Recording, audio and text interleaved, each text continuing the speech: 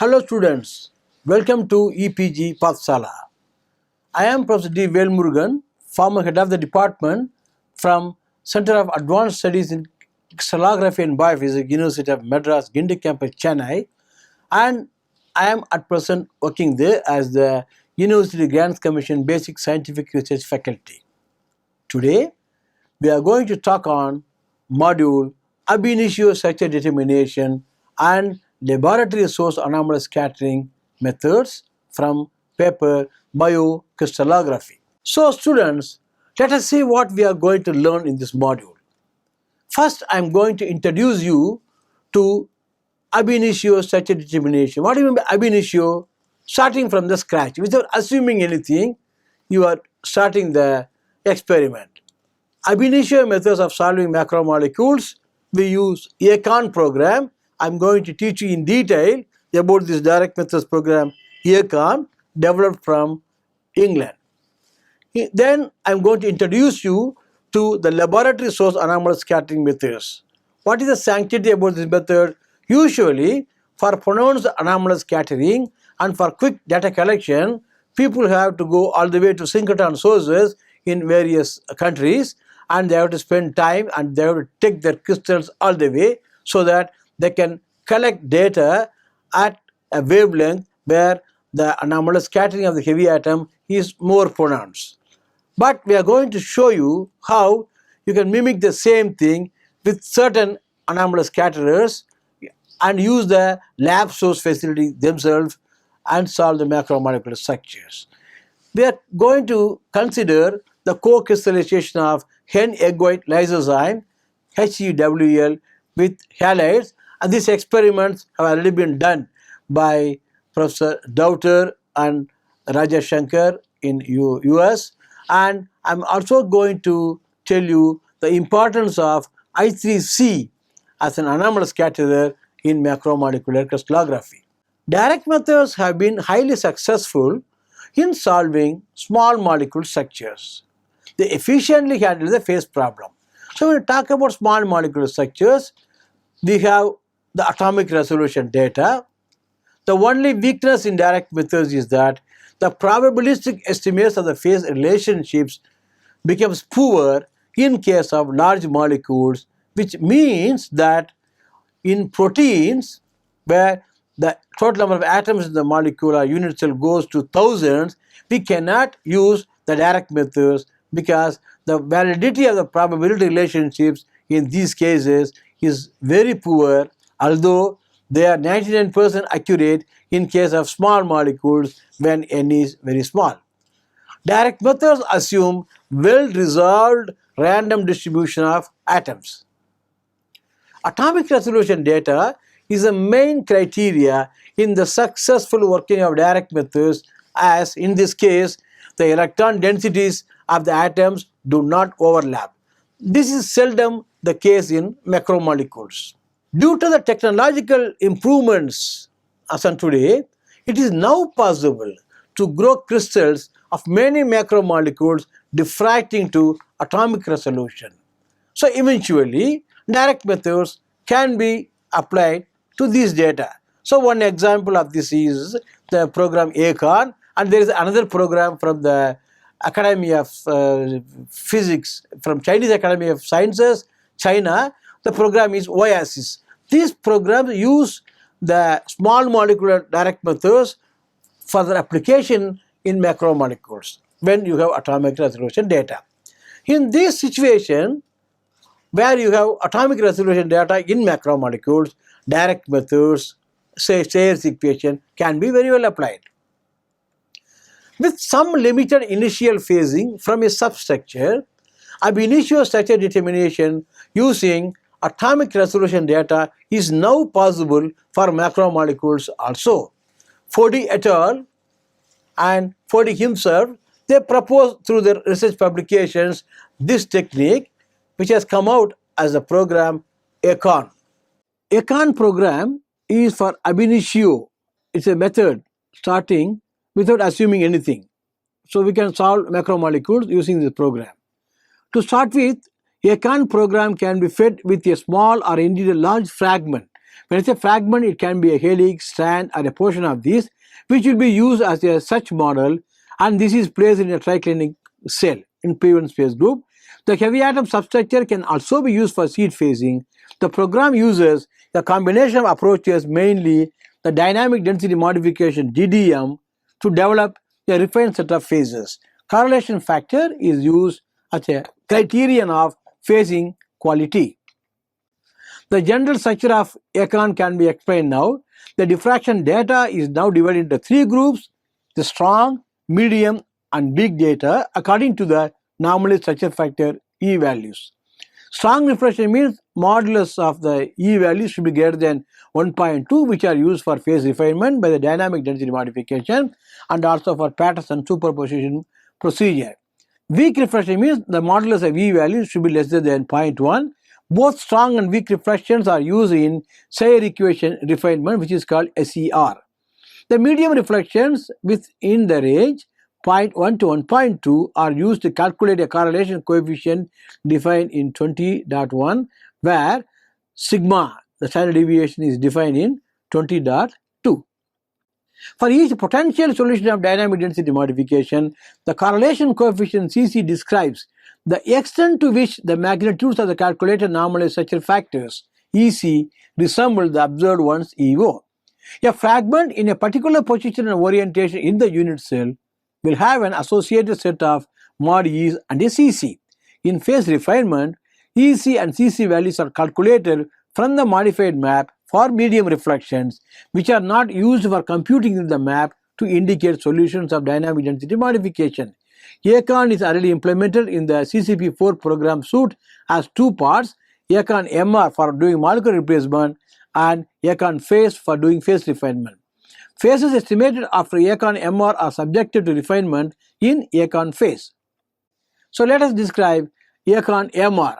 Single random atom searching is used here to locate a single atom. For this, thousands of positions of randomly generated atoms in the asymmetric unit are used.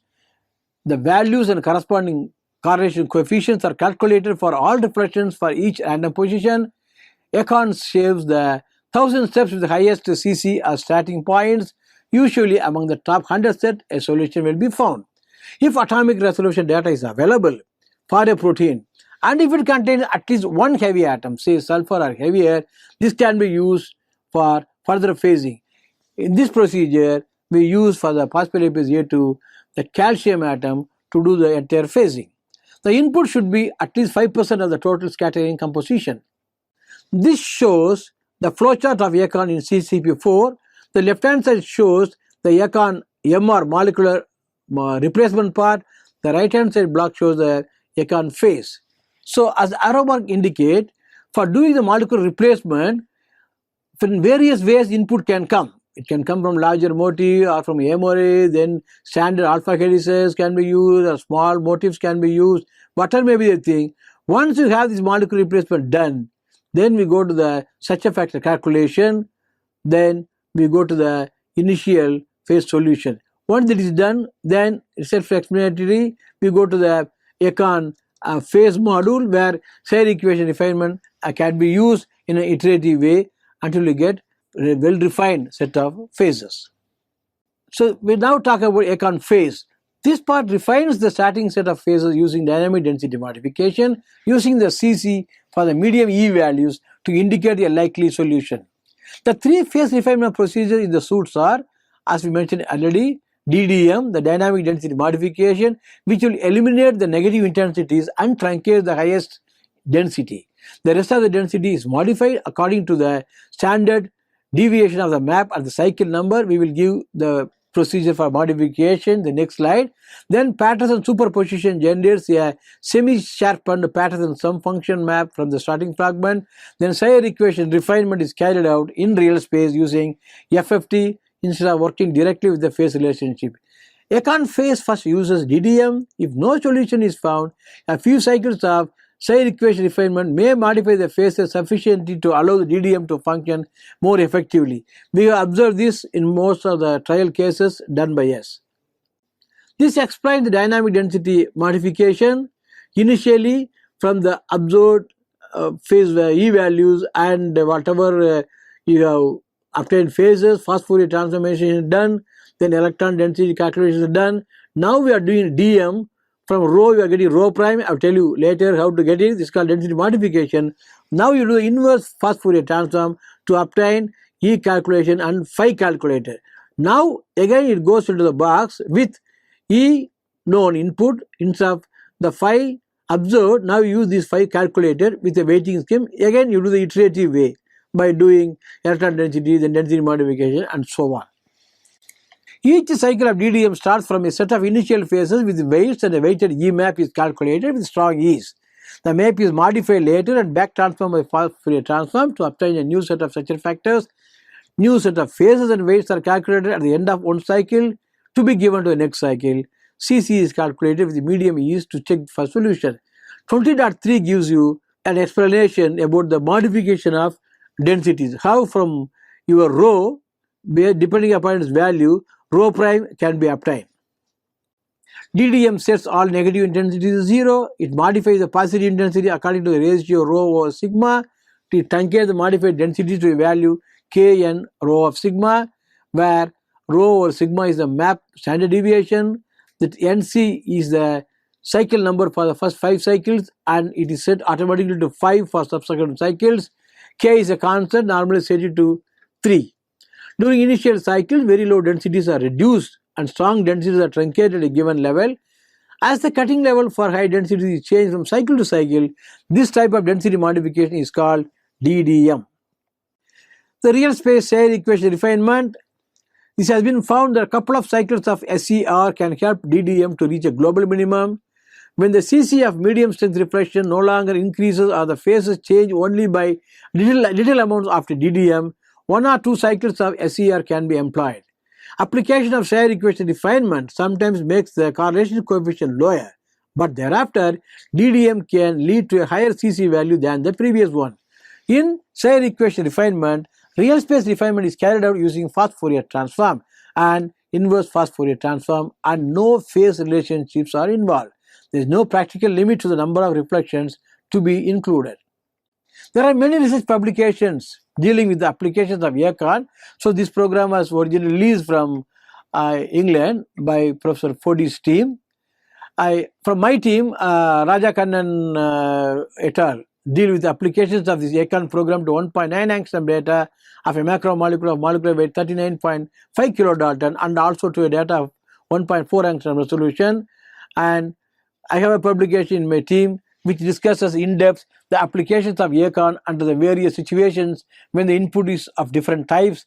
This paper also deals with Ab-initio structure determination of the triple mutant K5356-121 M of bovine pancreatic PLA2 at atomic resolution using ACORN. So here I want to acknowledge the help taken from Dr. Sayre in getting the crystal, and also the data collected through Professor Daughter at the Synchrotron Laboratory, Uptown, New York.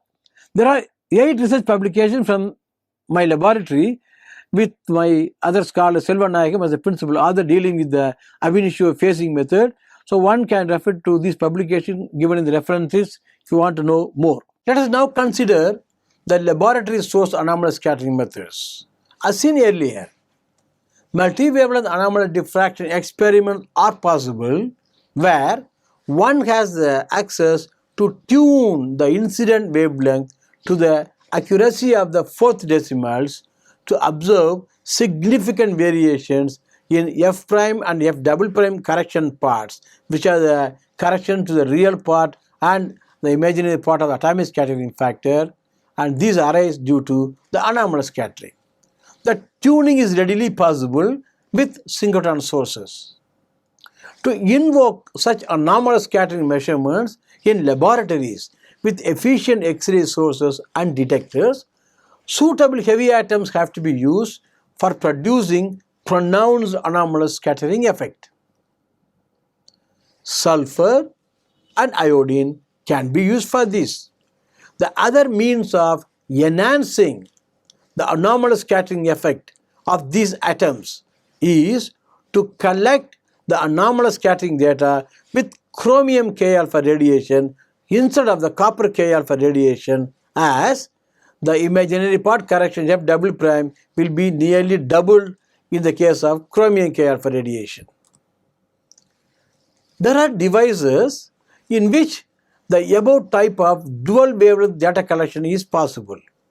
For those who do not have access to synchrotron data collection and for some crystals which cannot be transported for synchrotron data collection, the lab source anomalous scattering data will be very useful. Sulphur single wavelength anomalous diffraction experiments have some limitations such as long-time exposure of crystals, highly redundant data, and high resolution also, which are difficult for many crystals in the in-house experiments. Halide soaking experiments overcome these limitations. Incorporation of halide anions in protein crystals contribute to good anomalous signals enough for phasing. Daughter's team has done extensive work on this and published the research papers. The first report on this by Daughter's team demonstrated the easy and rapid way of introducing anomalous scattering halide ion into protein crystals, thereby providing a fast and simple route to solve the phase problem. Here, there's important contribution by my Indian friend Dr. Raja Shankar. Halide ion with crystallization medium occupies the ordered position around the protein. With in-house anomalous scattering data collection with copper K alpha radiation, iodine soaking is better because the imaginary part correction F double prime equals 6.83 at this wavelength. With soaking of protein crystals in halide salt solution, data collection is improved. The structure of a nucleosome assembly protein was determined by collecting 3 angstrom resolution data by soaking with ammonium iodide with 3-minute exposure time per frame at copper K alpha radiation, exploring the low redundant data sufficiency for automated phasing. This has been done by again my former doctoral student Yogavil, who is at present with Dr. Amit Sharma's lab in ICGB Delhi.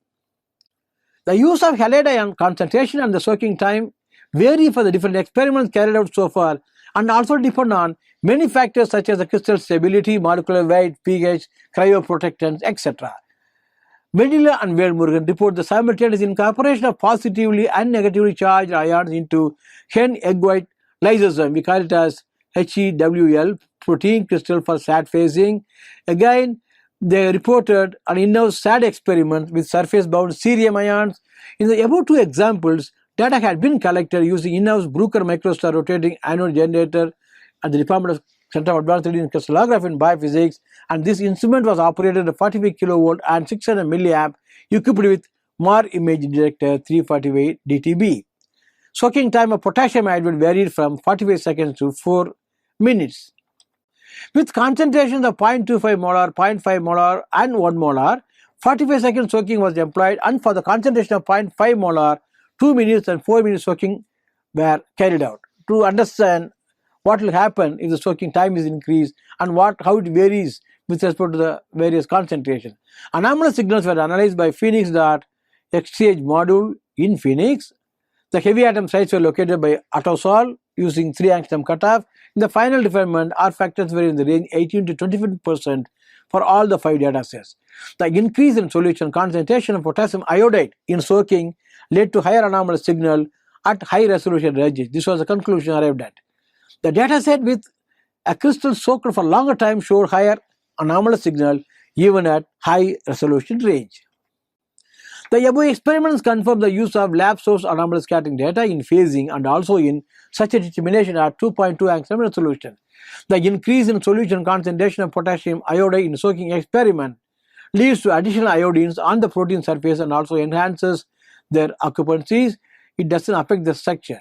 The increase in soaking time results in nonlinear variation in the occupancies of the bound iodine. These are the conclusions arrived at. All data sets had a minimum of 3 iodine sites with occupancy 60%, resulting in good phasing with automatic experimental phasing with Autosol in Phoenix. We also carried out co-crystallization of hen egg white lysozyme with halides. Cadmium iodide co-crystallization is found to be much beneficial in lab source anomalous scattering data collection. The protein drop of the hen egg white lysozyme crystal contains 1 microliter of cadmium iodide of 5 millimolar concentration or 10 millimolar concentration of cadmium iodide solution and 1 microliter of protein solution. The buffer contains sodium chloride also. Data collection with in-house facility has been carried out by my scholar Vanilla. Heavy atoms were located by HIS in Phoenix. Autosol in Phoenix was used for such a solution. The imaginary component FW from cadmium equals 4.7 electrons at copper K-alpha wavelength, and that for iodine 6.9 electrons at this wavelength. Phaser located 23 heavy atom sites which include 7 chlorine atoms, 10 sulfur sites, 2 cadmium sites and 4 iodine sites. Dominant anomalous scattering effects were thus observed from cadmium and iodine atoms only. Refmac 5 in CCP4 was used for refinement. The final R value of the model was 17%. Anomalous map showed all the above heavy atoms. I will show you later. The use of cadmium iodide did not disturb the isomorphism. This is important of lysozyme crystals, and the concentration was also low. The presence of cadmium iodide in the crystallization solution promotes crystallization and also enhances the anomalous signal, enabling one to obtain the substructure solution with the lab source anomalous scattering data collected with copper K-alpha radiation only. This shows the anomalous map at 4 sigma showing the 2 cadmium and 4 iodine ions which have been marked there as iodine 1, iodine 2, iodine 3, iodine 4 and also CD1 and CD2 in the right hand side figure. The densities are shown as colored ones. Our group has also reported the co-crystallization experiments of hen-egg-white lysozyme with cerium chloride, and FW prime for cerium for copper K-alpha is large, 9.74 electrons. The experiment was carried out to see whether cerium chloride solution can be used in the protein drop to form crystals maintaining the isomorphism, and also to judge whether enough cerium ions occupy ordered positions so that these heavy atoms could be used for phasing. The crystal from the well with 25 millimolar concentration of cerium chloride was used for lab source data collection. This data was processed with Atomer, and anomalous signal was analyzed using Phoenix exchange in Phoenix by HKL2 map. Autosol in Phoenix was used for substructure solution. HIS located the 2 CCM peaks. Phaser was used to refine the positions, occupancies and B factor of the CCM ions, and finally resulted in 22 refined sites including sulfur and chlorine, in which the height of the 4 peaks belong to cerium. Shellac D was also used independently to locate heavy atoms from the anomalous scattering data collected. In Phoenix, the phases calculated by Phaser were further improved by density modification using resolve in AutoBuild. Automatic model building was later carried out by AutoBuild in Phoenix, and 115 residues with side chains were built. Heavy atom sites located from Shellac D were fed to Shellac E for phasing improvement, and the polyala model was fed to ARP-WARP, which automatically traced 126 residue with side chains built. The 2FO minus FC map from ARP was comparable to that of Phoenix map. The superposition of the model obtained with the deposited atomic resolution structure of hen-egg-white lysozyme showed an RMSD of only 0.18 angstrom. This can be easily seen from the figure 20.4. The experiments clearly prove that the high solubility of cerium chloride in water and binding of cerium ions on the surface of the enzyme is an added advantage for phasing using lab source anomalous scattering data. From the SAM laboratory, co-crystallization experiment was carried out by my other scholar Vijay Kumar for hen-egg-white lysozyme with europium chloride at 50 millimolar concentration. The anomalous scattering correction FW prime is 11.17 electrons at CuK-alpha wavelength. This structure was solved by Phoenix U to final R factor of 17.3%. 2 europium ions are bound to the surface of the crystal structure without affecting the crystal lattice. These binding sites are the same as that of the holmium and cerium binding sites reported by my other scholar Vanilla. This figure clearly shows the europium and sodium ions in the final defined structure in figure A, and the anomaly different Fourier map of europium ion explains clearly the identification of europium, and figure C shows how the europium ion is interacting with amino acids and water molecules. Another scholar of mine, C.B. Narayanan from our lab, had carried out extensive work on lab source anomalous scattering. He has used glucose isomerase and thermolysine, and they were quickly soaked in cerium chloride solution of concentration 300 millimolar and 100 millimolar for 120 seconds and 90 seconds respectively. The crystal diffracted well in both the cases, and lab source data were collected in our lab only, and bifid pairs were not merged.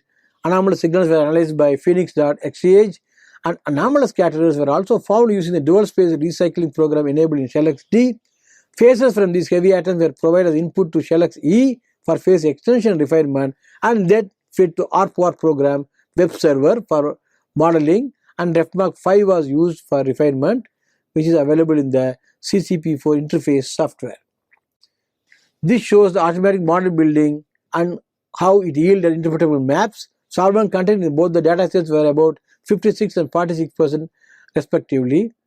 So good models have been coming out. So this is shown in figure 20.6, which is self-explanatory. So this shows the anomalous different Fourier map and cartoon representation of thermolysine, cerium, calcium, zinc and sulfur ions at 5 sigma. Our work on free of the glucose isomerase and thermolysines were 17.3, 21.6 and 18.2 and 20.3 respectively. C.B. Narayanan et al. Had also carried out and reported the experiments with chromium K-alpha radiation to enhance the anomalous scattering of atoms like sulfur, chlorine, manganese, sodium chloride and potassium chloride, which are part of almost every protein buffer, and chloride ions are present in almost all known proteins and have already been successfully utilized for SAD phasing of many proteins. Exploiting the anomalous signal already present in the native protein or with the solvent would eliminate the extra experimental work of derivatization and would also eliminate the risk of lack of isomorphism.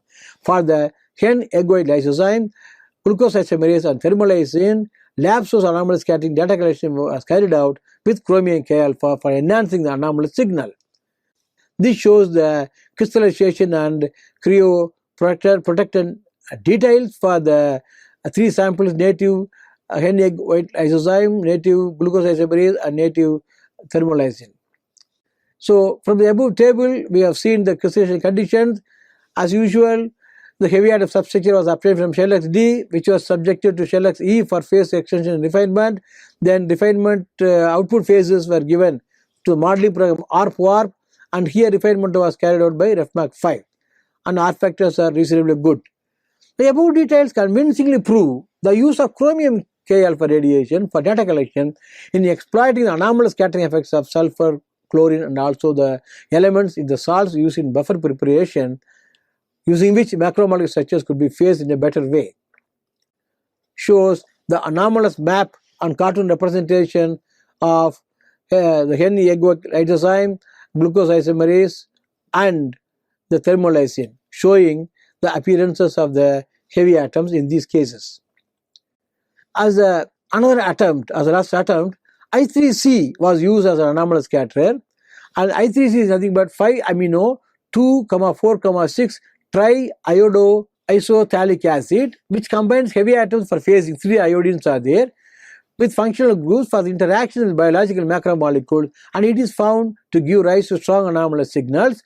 In-house anomalous scattering data was obtained using this, and these iodine atoms are arranged in equilateral triangle of 6.1 angstrom per side each. I will show you in the next projection. The native crystals of hen-egoid lysozyme, glucose isomerase and thermolysine were subjected for data collection with the I3C incorporated. Soaking experiments have been used. Then lab source data collection was used at the chromium K-alpha wavelength using Rigago R-axis 4 image plate detector at CCM by Hyderabad. I would like to acknowledge my friend Dr. Shankar Narayanan, who allowed us to do these experiments in his laboratory.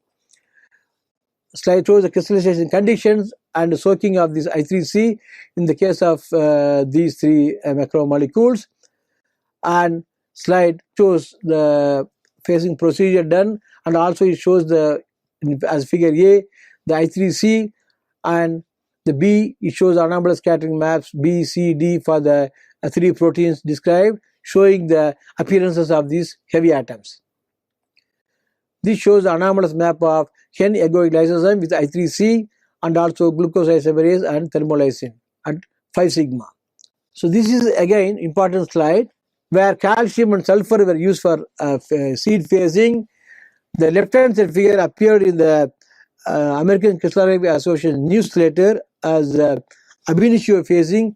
With just ACORN, we located one calcium atom position in the phospholipase A2, and this was used for phasing the entire structure. Of course, synchronous radiation was used. I have to acknowledge Professor Daughter, who was kind enough to collect very good data for this, and I have to acknowledge my friend Dr. Shaker for providing the samples. So students, let us summarize what we have learned in this module. At copper K alpha wavelength, the imaginary part correction for iodine, namely F double prime for iodine equals 6.9 electrons, and for the same iodine atom, when you change the wavelength to chromium K alpha radiation, the F double prime of iodine goes to 12.82 electrons, which means nearly it is getting doubled. Actually, what happens is, whenever the incident radiation is far removed from the absorption edge of an atom in the molecule, the atomic scattering factor of that atom becomes real. So the atomic scattering factor, if you call it as Fj, you call it as a real quantity F0. But for the same atom, if the incident frequency is coming near to the absorption edge, what do you mean absorption edge? Every atom has its own natural frequency of vibration. So, or the frequency in terms of wavelength also you can write the relation. So, whenever this incident wavelength is closer to the absorption edge of that heavy atom, let us say in this case iodine, what happens is the atomic scattering factor of iodine, which was real, now it has become a complex value. So, whenever you have a complex value, it has a real part and imaginary part. So, in this case, whatever the original value normal part it was having F0, we are going to add two correction factor, one F prime, which is going to be added in the real part, another F double prime, which is going to be added in the imaginary part. So thus, your wavelength when it is close to the absorption edge, your atomic scattering factor for any atom becomes F0 plus F prime plus IF double prime. It may be any species. Now, whatever the species, in general, the F prime correction is always negative, which means that the total real part is coming down when you go to the absorption edge. But if you look at the imaginary part correction, F double prime, it is pronounced. When you go to the absorption edge, the F double prime part is pronounced. That is what is being shown here. At copper K alpha radiation, we have only 6.9 electrons for the F double prime, whereas at chromium K alpha wavelength, which is closer to the iodine absorption edge, it is becoming nearly double. What is the advantage of this? When you have pronounced anomalous scattering, you can find hundreds of Bragg reflections for which in the intensity of H reflection will differ much from intensity of the inverse reflection, namely H bar.